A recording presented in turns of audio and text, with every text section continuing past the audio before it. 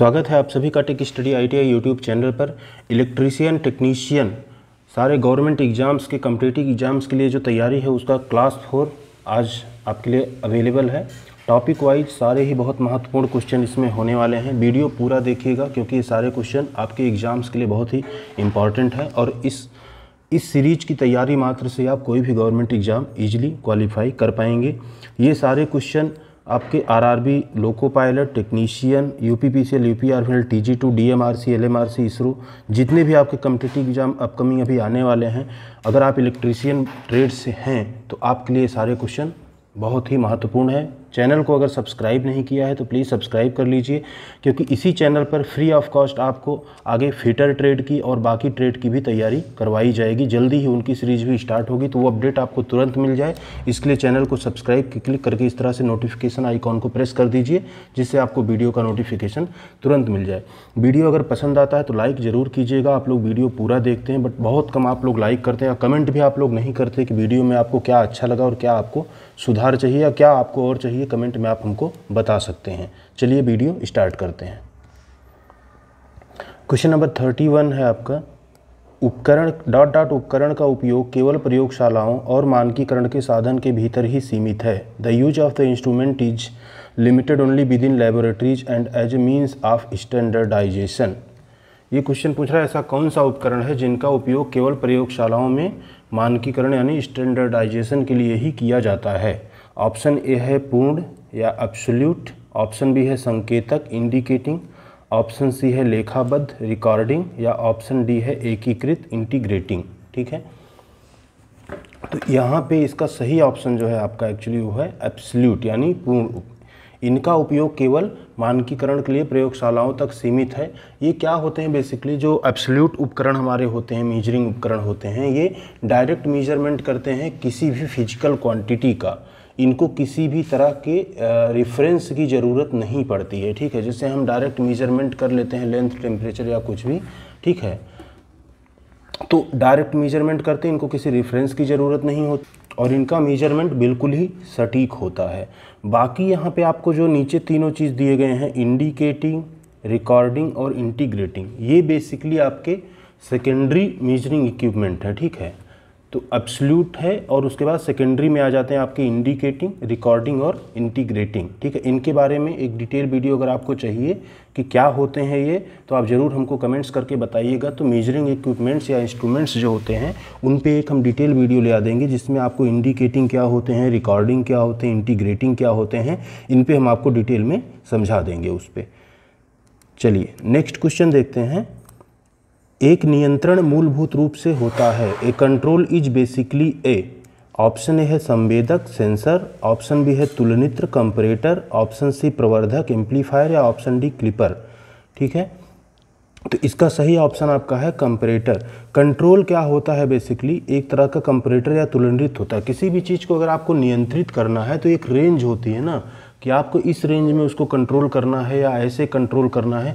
तो किसी चीज़ को अगर कंट्रोल करेंगे तो किसी चीज़ से कंपेयर करके ही कंट्रोल करेंगे। बेसिकली वो कंपैरेटर ही होता है जो आपका किसी एक चीज़ से कंपेयर करके चीज़ों को कंट्रोल करता है। तो इसका सही सेंसर क्या होते हैं, वो किसी चीज़ को सेंस करने के लिए, ठीक है, यूज किए जाते हैं। जैसे टेम्परेचर को सेंस करने के लिए हम थर्मामीटर का यूज करते हैं, तो वो एक सेंसर हो गया। एम्पलीफायर एम्पलीफाई करने के लिए यूज होते हैं और क्लिपर के बारे में आपको हम ऑलरेडी डिटेल में समझा चुके हैं पिछले कई वीडियोज में। ठीक है,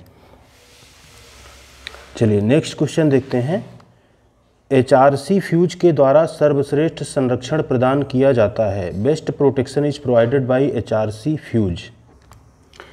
तो ऑप्शन ए है आपका ओपन सर्किट में, खुले परिपथ में, ऑप्शन बी है लघु परिपथ शॉर्ट सर्किट में, ऑप्शन सी ओवरलोड में, option D under damped. HRC fuse क्या होता है, सबसे पहले तो HRC क्या होता है जानेंगे। HRC का फुल फॉर्म होता है हाई रप्चरिंग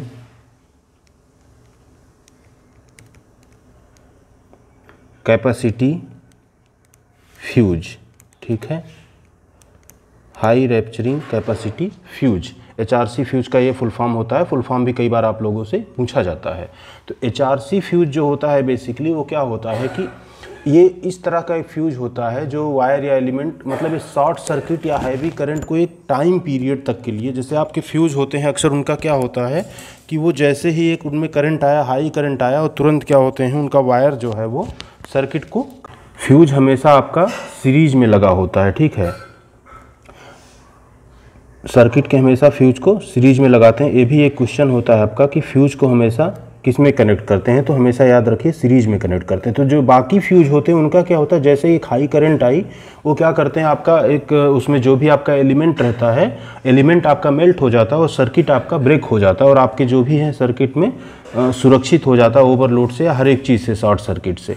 लेकिन HRC फ्यूज में क्या होता है, इसका जो एलिमेंट होता है वो शॉर्ट सर्किट हैवी करंट को एक नोन टाइम पीरियड के लिए कैरी करेगा, लेकिन अगर उस टाइम पीरियड तक आपका सर्किट सही नहीं होता, यानी करंट जो उतना हाई करंट है वो कम नहीं होती, तब ये सर्किट को अलग कर देगा, मतलब फ्यूज उसका एक्टिवेट हो जाएगा, या कह सकते हैं आपकी उसका जो एलिमेंट है वो मेल्ट हो जाएगा, ठीक है। अदरवाइज फ्यूज आपका जैसे का वैसा बना रहेगा। तो इसका सही आंसर आपका क्या है, शॉर्ट सर्किट, ठीक है। HRC फ्यूज जो बेहतर प्रोटेक्शन देता है वो हमेशा शॉर्ट सर्किट में देता है। नेक्स्ट यहाँ पे आप देखिए, इस तरह से अगर फिजिकली देखेंगे तो इस तरह से अक्सर आपको बना हुआ दिख जाएगा HRC फ्यूज, और इस तरह से होती है इसकी संरचना।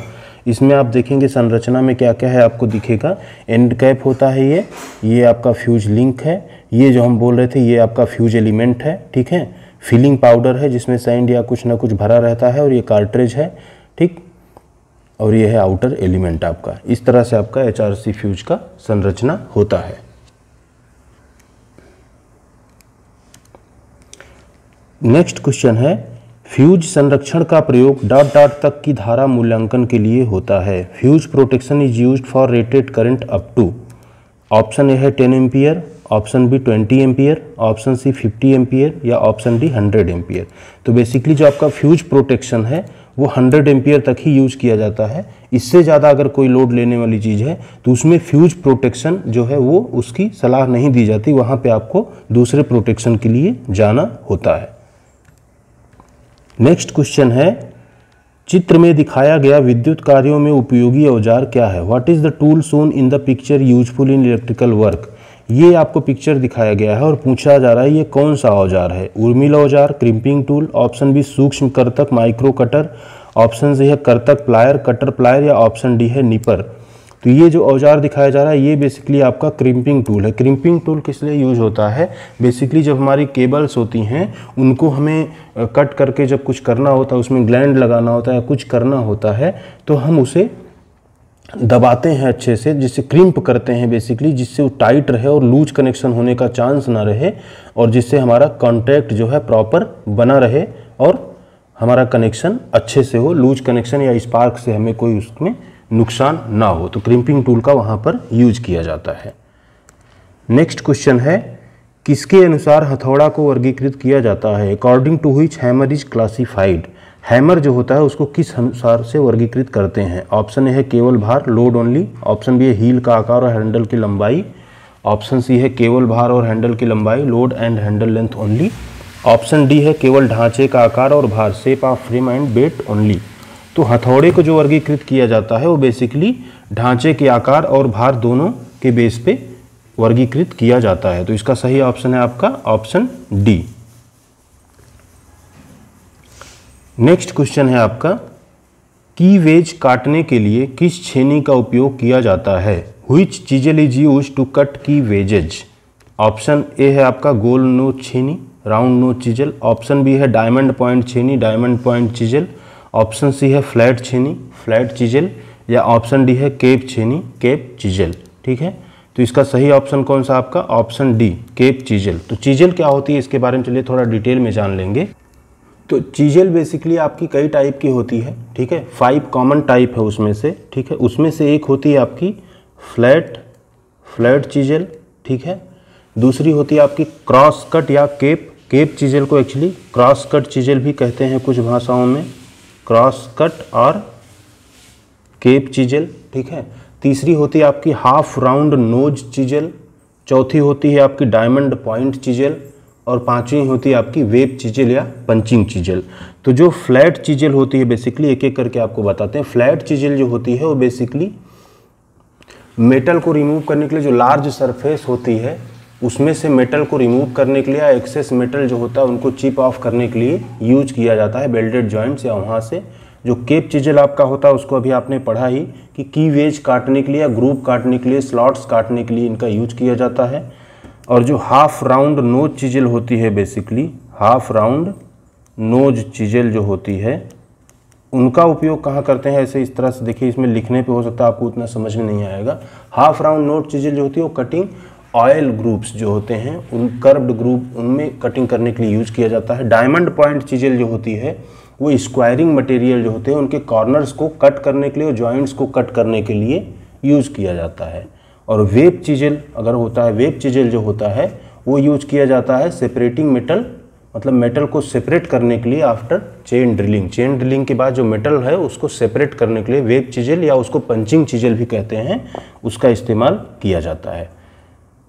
चीजेल पे भी अगर आपको डिटेल वीडियो चाहिए तो कमेंट्स में, देखिए आप लोग बताते नहीं हैं, इसलिए फिर कमेंट्स में अगर आप बताएंगे कि हाँ हमको चीजेल पे या जो इस तरह के टॉपिक है जो यहाँ पे समझाने पे आपको लगता है कि इस टॉपिक पे एक प्रॉपर वीडियो आनी चाहिए 5-10 मिनट की, वो अगर आप हमको कमेंट करके बताएंगे तो हम ज़रूर आपको उस टॉपिक को प्रॉपर कवर करेंगे एक अच्छे से प्रेजेंटेशन के साथ। नेक्स्ट क्वेश्चन है आपका, पाइप के अंदर की ओर चूड़ी काटने के लिए किस औजार का उपयोग किया जाता है? Which tool is used to cut threads on the inside of a pipe? Option A है टैप, ऑप्शन बी है ट्यूबिक कर्तक, या ऑप्शन सी है पाइप कर्तक, ऑप्शन डी है डाई। ठीक है, तो इसका जो सही ऑप्शन है वो है बेसिकली टैप। टैप जो होता है पाइप के अंदर थ्रेड काटने के लिए इस्तेमाल किया जाता है। ठीक है, तो थ्रेड काटने के लिए क्या है, ऑपरेटिंग इंटरनल थ्रेड करते हैं अंदर, क्या उसके टैप क्या होता है, 3 प्रकार का बेसिकली होता है। यहाँ पे एक का हमने जस्ट आपको एग्जांपल दिया है, इस तरह से 3 टैप, इसी तरह से 1 टैप या 2 टैप करके भी होता है। इसका मीनिंग बेसिकली होता है कि नंबर्ड क्या होते हैं बेसिकली इसलिए दिए जाते हैं, रिंग जो है वो किस तरह से अंदर में वो रिंग बनाएंगे, किस तरह से थ्रेड कट करेंगे, इससे इनको वर्गीकृत किया जाता है 1 टैप 2 टैप या। ठीक है, तो जो बेसिकली जो टैपर टैप होता है उसमें 1 रिंग होता है, जैसे इसमें आप देख रहे हैं ना 3 है ना, तो जो टैपर टैप होता है उसमें 1 होता है आपका। एक होता है इंटरमीडिएट टैप, ठीक है, उसमें आपका 2 रिंग इस तरह से बना होता है। और ये जो आपका है ये बेसिकली आपका बॉटमिंग टैप है और इसमें इस तरह से 3 रिंग आपका होता है। नेक्स्ट क्वेश्चन है आपका, ऑटोमेटिक बिजली की प्रेस का थर्मोस्टेट निम्नलिखित के अनुसार कार्य करता है। The thermostat of automatic electric press works as follows. Option A है टेम्परेचर, ऑप्शन बी है current, option C voltage, option D wattage. तो इसका सही ऑप्शन जो है आपका है वो टेम्परेचर, तापमान। ठीक है, ऑटोमेटिक बिजली की जो प्रेस हमारी होती है जिसे हम आए दिन आप लोग घर में यूज करते होंगे, उसमें जो थर्मोस्टेट होता है एक्चुअली बहुत ही इंपॉर्टेंट कंपोनेंट होता है इलेक्ट्रिक आयरन का। ठीक है, क्योंकि इसी से हम उसका टेम्परेचर कंट्रोल करते हैं कि हीट ना हो जाए ज़्यादा, हमारे कपड़े ना जल जाएं। ठीक है, तो उसके लिए इवन इलेक्ट्रिसिटी सेविंग में भी उसका इस्तेमाल होता है क्योंकि उसी के थ्रू ऑटो कटआउट हो जाता है वो पावर सप्लाई से। ठीक है, द मेन फंक्शन जो होता है थर्मोस्टेट का होता है कि उसको श्योर करना कि बहुत ज़्यादा हीट ना हो जाए। तो इलेक्ट्रिक करंट जब इससे पास होती है एक्चुअली एक कॉइल से इलेक्ट्रिक आयरन में, तो कॉइल जो है बहुत ही ज़्यादा गर्म हो जाती है। प्रेस का अगर हम देखें कि प्रेस हमारा कैसे काम करता है, बेसिकली उसके अंदर एक इलेक्ट्रिक कॉइल होती है, हम उसको जैसे ही सप्लाई देते हैं वो कॉइल धीरे धीरे करके हीट होती है। ठीक है, थ्रो कंडक्शन और हीट ट्रांसफ़र होती है। हमारा जो नीचे प्लेट लगा रहता है जिसको हम बेस प्लेट बोलते हैं बेसिकली इलेक्ट्रिक आयरन का, और वो इस तरह से गर्म होता है और हम उससे अपना कपड़ा प्रेस करते हैं। ठीक है, थर्मोस्टेट वहीं पर लगा होता है उसी टेम्परेचर कंट्रोल के लिए, वो प्रॉपर टेम्परेचर मेजर करता है। ठीक है, तो जैसे अब हमारा प्रेस है वो सप्लाई से हमने कनेक्ट किया, अब डायरेक्ट वो हीट होता जा रहा है होता जा रहा है होता जा रहा है, एक समय ऐसा आएगा कि बहुत ज़्यादा हीट हो जाएगा। ठीक है, तो क्या होगा जब बहुत ज़्यादा हीट हो जाएगा तो पहला नंबर तो हमारा एनर्जी वेस्ट हो रहा है, दूसरा हमारा कपड़ा उससे डैमेज हो सकता है अगर हम कपड़ा प्रेस करने जाएंगे तो।